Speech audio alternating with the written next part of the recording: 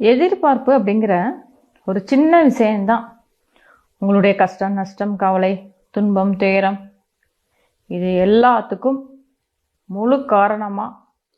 மூல காரணமாக இருப்பது இந்த எதிர்பார்ப்பு தான். எல்லாத்தையுமே எதிர்பார்க்குறீங்க. எந்த செயல் செய்தாலும் அதோட விளைவு இப்படி தான் இருக்கணும்னு எதிர்பார்க்குறீங்க. ஒரு கம்பெனியில் வேலை செஞ்சீங்கன்னா ப்ரமோஷனை எதிர்பார்க்குறீங்க. ஒரு பிஸ்னஸ் பண்ணுறீங்க அப்படின்னா அதோட லாபத்தை எதிர்பார்க்குறீங்க. ஒரு ஐடியில் வேலை செய்கிறீங்கன்னா எப்போ வீடு வாங்குறது, எப்போ கார் வாங்குறது, எப்போ செட்டில் ஆகிறது அப்படின்னு எதிர்பார்க்குறீங்க. நீங்கள் எதிர்பார்க்க வேண்டிய அவசியமே இல்லை. எப்போ அப்படின்னா உங்களுடைய வேலையை நீங்கள் சரியாக செய்யும் பட்சத்தில் நீங்கள் எதிர்பார்க்கணும் அப்படிங்கிற அவசியமே இல்லை. அதாவது இப்போ ஒரு செடி நட்டு வைக்கிறீங்க. தினமும் அந்த செடிக்கு தண்ணி ஊற்றிட்டே வரீங்க. அந்த செடி வளர்ந்துக்கிட்டே வருது. அதற்கான காலம் வரும்போது அதோட பலனை கொடுக்குது. அதே தான் உங்களுடைய உழைப்பு சரியாக இருந்தால் நீங்கள் எதிர்பார்க்க வேண்டிய அவசியமே இல்லை. அது தானாக உங்களுக்கு வரும். அதுதான் அதோட வெளிப்பாடு. ஆனால் நீங்கள் என்ன செய்கிறீங்க, வர வழிமுறையில் கவனத்தை வைக்காமல் எடுத்த உடனேயே லாபத்தில் கவனத்தை வைக்கிறீங்க. இதுதான் உங்களுடைய தவறு. உங்களுடைய அறிவு அதை எதிர்பார்த்தே செயல்படுறதுனால வழிமுறையை தவற விட்டுறீங்க. அப்படி தவற விடுறதுனால கஷ்டம், நஷ்டம், கவலை, துன்பம் எல்லாம் உங்களை பாதிக்குது. இது எல்லாத்தையுமே நீங்கள் தான் உருவாக்குறீங்க. இப்போ ஒரு பெரிய 60 இன்ச்சு எல்இடி டிவி வாங்குறீங்க. அதை வாங்கி சந்தோஷமாக பார்க்குறீங்களா? அதில் ஒரு சின்ன ப்ராப்ளம் வருது. உடனே டென்ஷன் ஆகிடுறீங்க. அது அதோட இயல்பு. நீங்கள் எப்போ பணம் கொடுத்து ஒன்று வாங்குறீங்களோ அதோட சேர்ந்தே அதோட பிரச்சனையும் சேர்ந்து தான் வரும். இதை நீங்கள் தெரிஞ்சு தான் வாங்கணும். அதை ஏற்றுக்க தெரியணும். அவ்வளோதான்.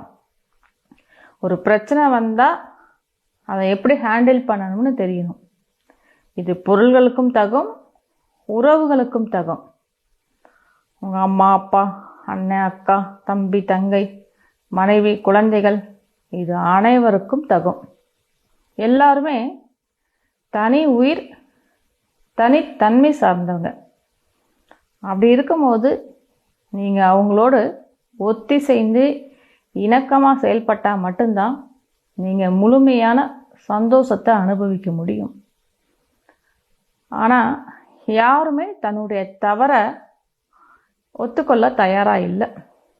அடுத்தவங்க மேலே பழி சுமத்தி தான் தப்பிச்சுக்கிறதுக்கு தான் தயாராக இருக்கிறாங்க. ஆனால் யதார்த்தம் அப்படி இல்லை.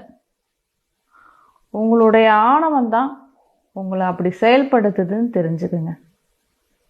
நீங்கள் இணக்கமாக செயல்படணும் அப்படின்னா எதிர்பார்ப்பு இல்லாமல் வாழணும் அப்படின்னு தெரிஞ்சுக்குங்க. இது சாதாரண வாழ்க்கையிலிருந்து அனைத்து துறைகள் இருக்கிறவங்க அத்தனை பேருக்கும் தான். நீங்கள் எதிர்பார்ப்பு இல்லாமல் செவ்வனே ஒரு செயலை செய்யும்போது அதன் பலனை நீங்கள் எதிர்பார்க்கணுமோ அல்லது அது இப்படித்தான் வரும் அப்படின்னு கணக்கு போட்டோ இருக்க வேண்டிய அவசியம் இல்லை. எதை கொடுக்கணுமோ உங்களுக்கு அதை கொடுத்தே தீரும். அதுதான் இயற்கையின் விதி. அதை மாற்ற யாராலையும் முடியாது. இயற்கையின் விதி அப்படி தான் செயல்பட்டுருக்கு. அதனால் வாழ்க்கையில் இந்த கஷ்டம், நஷ்டம், கவலை எல்லாமே உங்களுடைய எதிர்பார்ப்பால் நீங்கள் தான் உருவாக்குறதே தவிர இயற்கையில் எந்த கஷ்டம், துன்பம் எதுவுமே கிடையாது. அதே மாதிரி இந்த கஷ்டம், நஷ்டம், துன்பம், துயரம் இது எதுவுமே உங்களை தொட்டு பார்க்க முடியாதபடி, உங்களை பாதிக்காதபடி ஒரு தன்மை இங்கே இருக்குது. அந்த தன்மைக்கு நீங்கள் வாங்க. அந்த தன்மையில் இருந்து நீங்கள் உலகத்தை பாருங்கள். அப்போ நீங்களே சொல்லுங்கள், இந்த உலகத்தில் ஏதாவது கஷ்டம், நஷ்டம், கவலை, துன்பம் ஏதாவது இருக்குதான்னு நீங்களே சொல்லுங்கள். அந்த தன்மையில் வெறும் அமைதியிலையும் ஆனந்தத்திலையும் பரம சுகத்தில் மட்டுமே திளைக்க முடியும். இதை எல்லாருமே அனுபவிக்க முடியும். ஆனால் அதற்கு உங்களுடைய தன்மை சரியாக இருந்து இயற்கைக்கு சரியாக நன்றியுணர்வோடு செயல்பட்டால் இது எல்லாருக்குமே சாத்தியம்.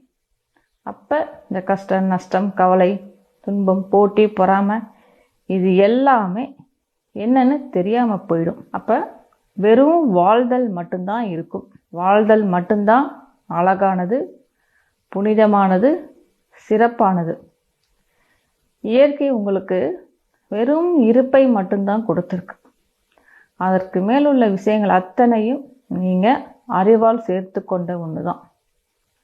உங்களுடைய அறிவு சார்ந்து நீங்கள் அதிகமாக ஈடுபடும் போது 1 2ஆக்கணும், 2 4ஆக்கணும் அப்படின்னு கணக்கு போட்டு இந்த சமுதாயம் சொல்லி கொடுத்த விஷயத்தையே திரும்ப திரும்ப செய்கிறனால தான் உங்களுக்கு கஷ்டம், கவலை, துன்பம் ஏற்படுதே தவிர இந்த இயற்கையில் கஷ்டங்கிறது கிடையவே கிடையாது.